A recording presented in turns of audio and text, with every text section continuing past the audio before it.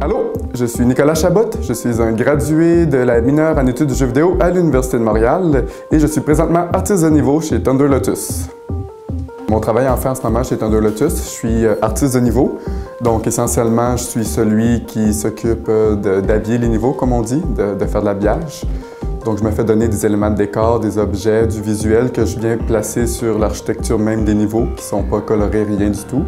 Je m'occupe aussi de placer les obstacles et aussi d'adapter le design des niveaux selon aussi le visuel.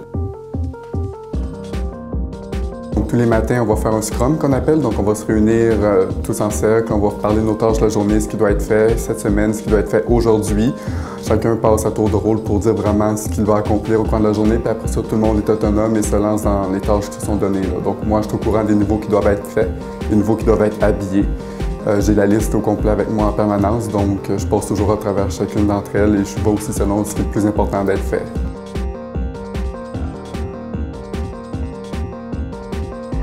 Donc, ce qui m'a motivé à aller dans la mineure en jeu vidéo, c'est que j'ai toujours un penchant vers le jeu vidéo, déjà en partant. Donc, mon parcours académique m'encourageait à aller vers ça.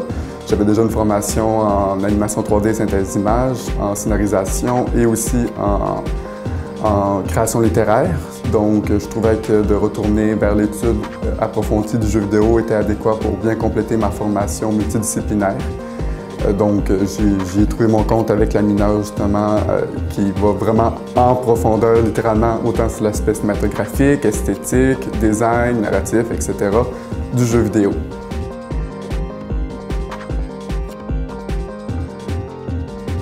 Si j'aurais un conseil à donner à quelqu'un qui s'aventure dans la mineure en jeu vidéo, c'est d'être ouvert, parce que bien que le jeu vidéo en tant que tel est un système de divertissement sur lequel on se penche souvent pour se changer les idées ou quoi que ce soit, ça reste quand même un univers complet, autant sur l'aspect théorique, sur l'aspect historique et sur l'aspect aussi contenu. Donc, il y a beaucoup de livres, il y a beaucoup de contenu, il y a beaucoup de savoir derrière ça, donc il ne faut pas avoir peur d'ouvrir des livres, il ne faut pas avoir peur de s'intéresser, il ne faut pas non plus avoir peur d'essayer des jeux qu'on ne pensait pas essayer, parce qu'on en voit de toutes les couleurs, incluant les pires jeux comme les meilleurs. Donc, c'est simplement d'être ouvert et aussi de ne pas avoir peur d'étudier puis de ne pas avoir peur de travailler fort.